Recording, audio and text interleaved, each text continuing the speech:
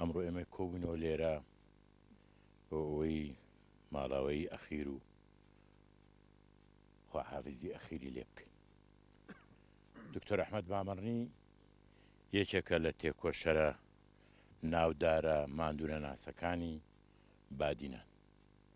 دکتۆر ئەحمەد بامەڕنی هەر لە سەرەتایی لاوێتی لە بزوتنەوەی قوتابیان و خوێندکارانەوە دەستی پێکرد وەکو وەرزشوانێک، وەکو نەرمەندێک، وەکو نووسەرێک، وەکو یەکێک لە کوڕە شایستەکانی ئەم دەبەرە بادینانی خۆشەویست بامەڕنی ئازیز.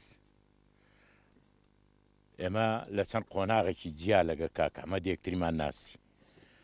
یەکتری ناسینی من و کاک ئەحمەد بامەڕنی دەگەڕێتەوە 1970 50 ساڵی ڕەبەق پێش ئەمڕۆ. بەداخەوە ئەمڕۆ سیاست مەدارێکی گەورەی میلەتەکەمان و شۆڕەژێری گەورەی میلەتەکەمان کاک دکتۆر ئەحمەد بامەڕنی بە ماڵە ئاوایی لێکردین بە ناوی مەڵبەندی چاری ڕێخستنی دووەکەوە پرسە و سەرخۆشی خۆمان ئاراستەی خانەوەدەکان دەکەینەوە ئاراستی خۆمان دەکەین. دیارە دکتۆر ئەحمەد هاوڕێژی دێرینی مامزلال بوو، شۆڕەجێڕێکی گەورە بوو لە پێشمەرگایەتیەوە بۆ دیبلۆمات کار وە کەلەنێکی گەورەی بە تایبەتی بۆ کادیرانی بادینان دروست کرد. بۆ ئێمە مامۆستایەکی گەورە بوو لە چ لە شۆڕەش وە چ لە بواری کاروباری سیاسی و حیزبیشدا.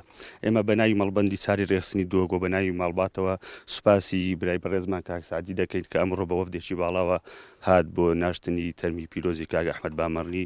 ئینشاڵڵا دوایی ناخۆشی بنەماڵەکان دەبێتەوە سوپاسی هەموو ئەمەدوان دەکەین کە ئەمڕۆ ئەرچیان کێشا بۆ بەجێگاندنی ئەم ئەرکە پیرۆزە.